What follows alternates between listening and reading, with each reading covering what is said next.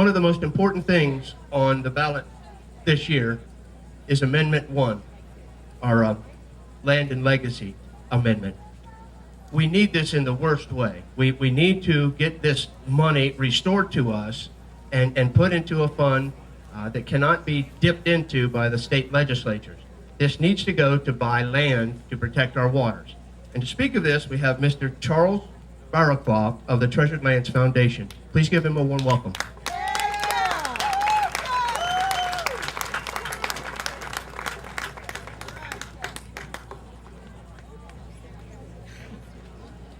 Welcome to the dog days of summer.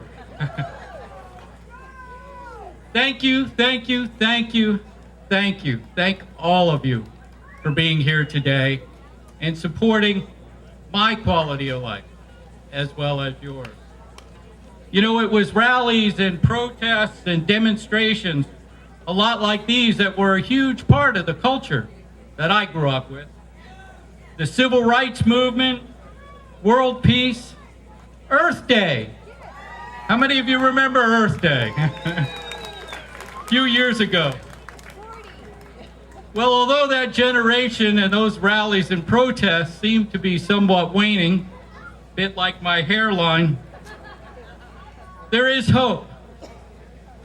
There is a next generation, thanks to folks like Jackie Thurlow-Lippisch and the River Kids. There is a new generation of young people who will carry the torch of change.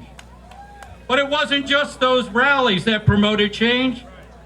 There was a voice much more powerful, one that our generation can still exercise, and that is your right to vote.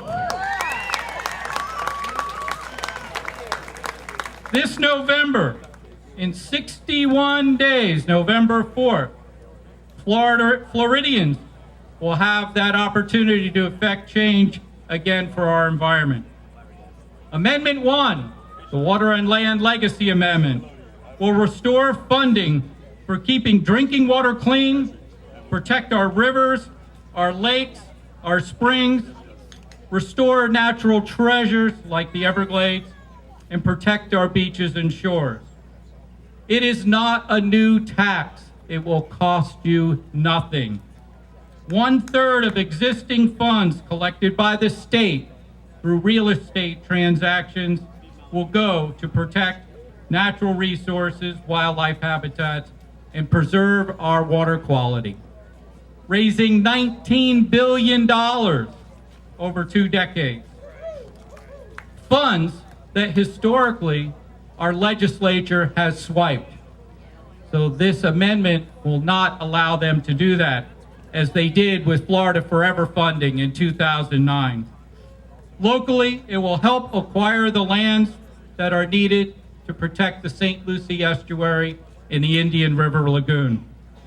So my message is short. It's what Mark Perry said. Vote. Vote yes on Amendment 1 this November 4th.